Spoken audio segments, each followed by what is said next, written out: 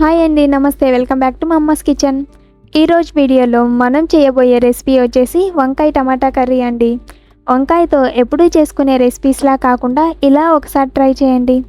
ఈ రెసిపీని ఒకసారి టేస్ట్ చేస్తే మీకు ఇష్టమైన రెసిపీస్లో ఈ రెసిపీని కూడా తప్పకుండా యాడ్ చేసుకుంటారు.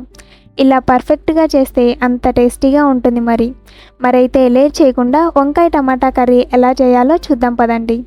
వంకాయ టమాటా కర్రీకి కావాల్సిన పదార్థాలు: 1/4 కిలో వంకాయలు, 2 మీడియం సైజు ఉల్లిపాయలు తీసుకొని ఇలా సన్నగా కట్ చేసి పెట్టుకోవాలి. పొడవుగా కట్ చేసుకున్న పచ్చిమిర్చి 6, అలాగే 4-5 వెల్లుల్లిపాయలు తీసుకొని ఇలా కచ్చా పచ్చగా దంచి పెట్టుకోవాలి. వీటితో పాటు 2 మీడియం సైజు టమాటాలను తీసుకొని ఇలా కొద్దిగా లావుగా కట్ చేసి పెట్టుకోవాలి. ఈ కర్రీలోకి టమాటాలు ఎర్రగా బాగా మాగినవి తీసుకుంటే కర్రీ రుచి బాగుంటుంది, చూడ్డానికి కలర్ కూడా బాగుంటుంది. అలాగే సన్నగా కట్ చేసుకున్న కొత్తిమీర కొద్దిగా, 2 రెమ్మల కరివేపాకు, కొద్దిగా ఆవాలు, మెంతులు, జీలకర్ర, ఇంకా వచ్చేసి రుచికి తగ్గట్టు ఉప్పు, అలాగే కారం పొడి, పసుపు, వీటితో పాటు నూనె. ఇవ్వండి వంకాయ టమాటా కర్రీకి కావాల్సిన పదార్థాలు. మరి ఇప్పుడు కర్రీ ప్రిపేర్ చేసుకోవడానికి స్టవ్ పైన కడాయిలో 2 టేబుల్ స్పూన్ల దాకా ఆయిల్ పోసుకోవాలి. ఆయిల్ బాగా వేడైన తర్వాత 1/2 టీ స్పూన్ మెంతులు మరీ ఎక్కువగా వేసుకుంటే కర్రీ చేదుగా ఉంటుందండి, కొద్దిగా చూసి వేసుకోవాలి.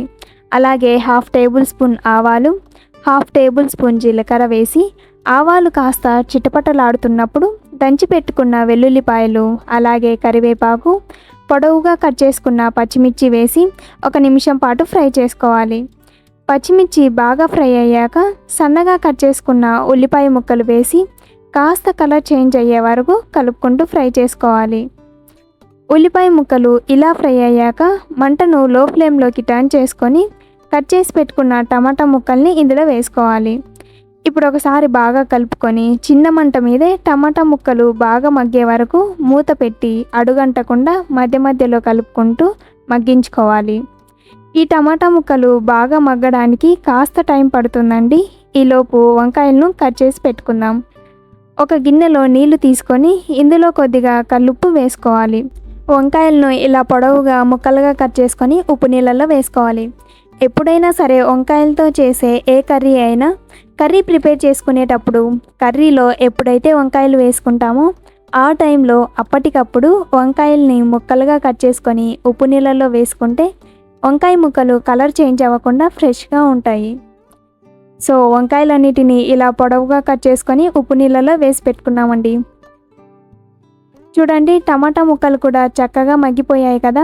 ఇప్పుడు ఇందులో 1/2 టీ స్పూన్ పసుపు, 1 టేబుల్ స్పూన్ దాకా కారం పొడి, రుచికి తగ్గట్టు ఉప్పు వేసుకొని ఇందులో వేసిన పొడులన్నీ కలిసేలా ఒకసారి బాగా కలుపుకోవాలి.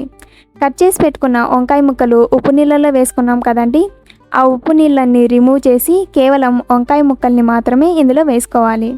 వంకాయ ముక్కల్ని ఉప్పు నీళ్ళలో వేసి పెట్టుకున్నాం కాబట్టి వంకాయ ముక్కలు ఎక్కడా కలర్ అనేది చేంజ్ అవ్వలేదు చూడండి. ఇప్పుడు ఒకసారి బాగా కలుపుకొని ఒక 2 నిమిషాలు వంకాయ ముక్కల్ని బాగా ఫ్రై చేసుకున్న తర్వాత ఇందులో 1 గ్లాస్ దాకా నీళ్లు పోసుకోవాలి.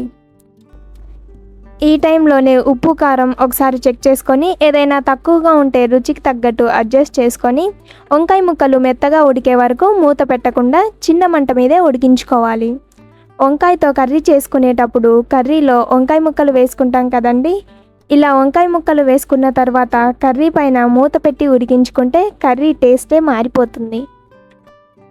అలా కాకుండా ఈ వీడియోలో చూపించినట్లుగా మూత పెట్టకుండా చిన్న మంట మీదే వంకాయ ముక్కల్ని ఉడికించుకుంటే టేస్ట్ చాలా బాగుంటుంది.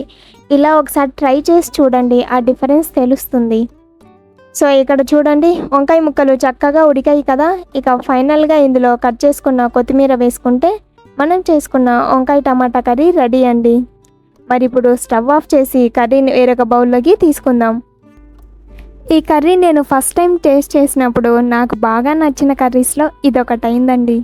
వేడి వేడి అన్నంలోకి ఈ టమాటా కర్రీ కమ్మగా టేస్టీగా ఉంటుంది.